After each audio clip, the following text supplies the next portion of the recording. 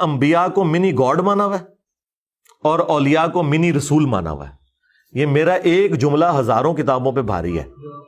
یعنی آپ ہزاروں گمراہیاں ایک کتاب میں جمع کریں نا اور آپ اس کی وجہ پوچھیں نا تو یہ ہے کہ یہ نبیوں کو منی گاڈ مانتے ہیں اور اولیاء کو منی رسول مانتے ہیں. بس یہ وہ فرق ماننے کے لیے تیار ہی نہیں ہے.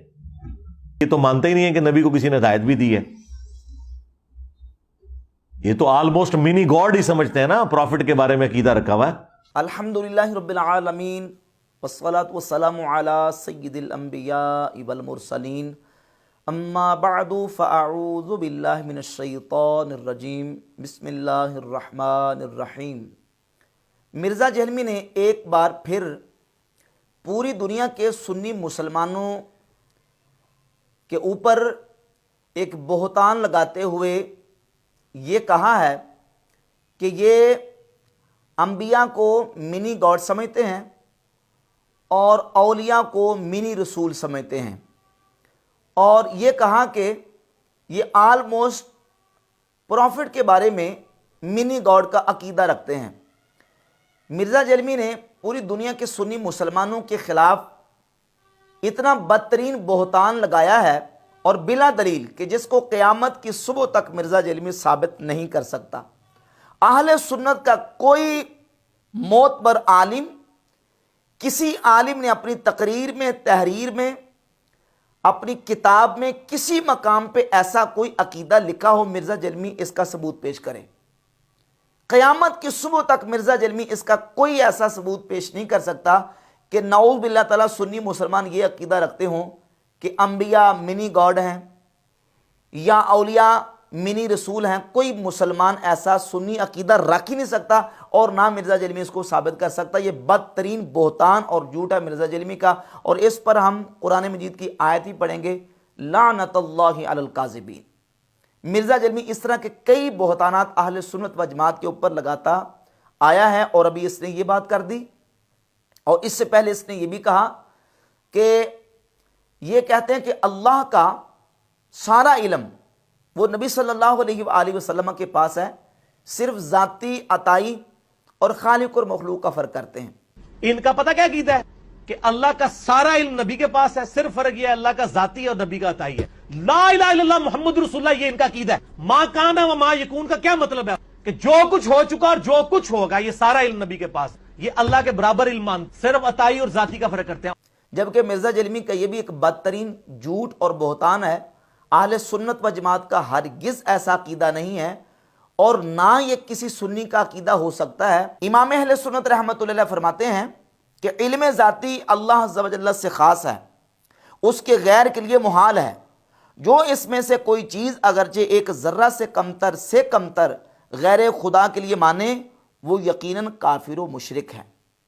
اللہ رب العزت کا علم ذاتی اور مخلوق کا علم عطائی ہے. جو مخلوق کے لیے ذاتی علم ایک ذرہ بھی مانے وہ کافر اور مشرک ہے. اور فرماتے ہیں کسی مخلوق کا معلومات الہیہ کو بتفصیل تام محیط ہو جانا شرع سے بھی محال ہے اور عقل سے بھی، بلکہ اگر تمام اہل عالم اگلے پچھلوں سب کے جملہ علوم جمع کیے جائیں تو ان کو علوم الہیہ سے وہ نسبت نہ ہوگی جو ایک بوند کے 10 لاکھ حصوں سے ایک حصے کو 10 لاکھ سمندروں سے. یعنی فرماتے ہیں ساری مخلوق کا علم جمع ہو جائے، ساری مخلوق کے علم کو اللہ کے علم کے مقابلے میں وہ نسبت بھی نہیں ہے جو ایک بوند کے 10 لاکھ حصے کیے جائیں، ان میں سے ایک حصے کو 10 لاکھ سمندروں کے مقابلے میں جو نسبت حاصل ہے، مخلوق کے علم کو اللہ کے علم کے مقابلے میں یہ نسبت بھی حاصل نہیں. یہ ہے ہمارا عقیدہ. انبیاء علیہم الصلوات و تسلیمات کے علم کے حوالے سے، اور مرزا جہلمی کس انداز سے بہتان لگاتا ہے.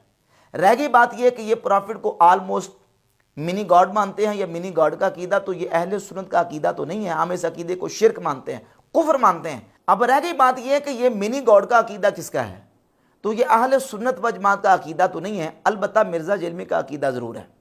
مرزا جہلمی نے اپنے کئی ایک بیانات میں یہ عقیدہ بیان کیا، اور اس نے یہ کہا کہ اللہ تعالیٰ فرماتا ہے کہ تم اپنی 60 سال کی زندگی مجھے دے دو، میں جنت میں تمہیں منی خدا بنا دوں گا.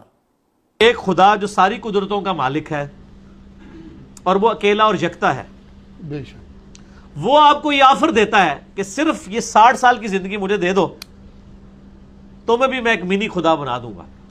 سبحان اللہ۔ کس حوالے سے؟ وہ رہے گا مخلوق ہی، لیکن جو کوالٹیز گاڈ کے پاس ہے، گاڈ کی کوالٹی کیا ہے؟ کن فیکون، جب کسی چیز کا ارادہ کرتا جی ہے ہاں، وہ ہو جاتی بے ہے۔ شک۔ تو جنت میں جنتی کیا ہوگا؟ یہی ہو جب وہ ارادہ کرے گا وہی چیز اس کے سامنے آ جائے گی۔ ہو جائے گا، اچھا، بالکل ہو جائے خدا کی کوالٹی اسے موت کبھی نہیں آنی، بے شک جنتی کو آئے گی؟ نہیں آئی۔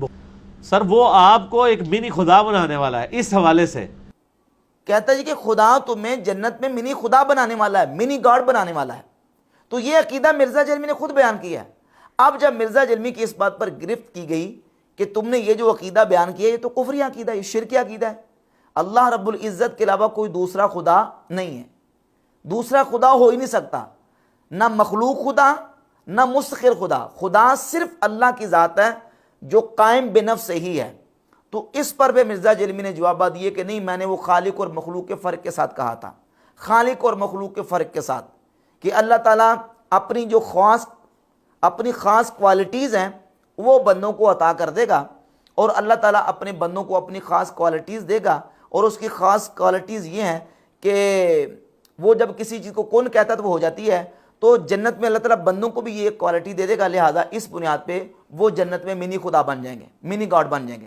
یہ عقیدہ مرزا جلمی نے بیان کیا۔ اب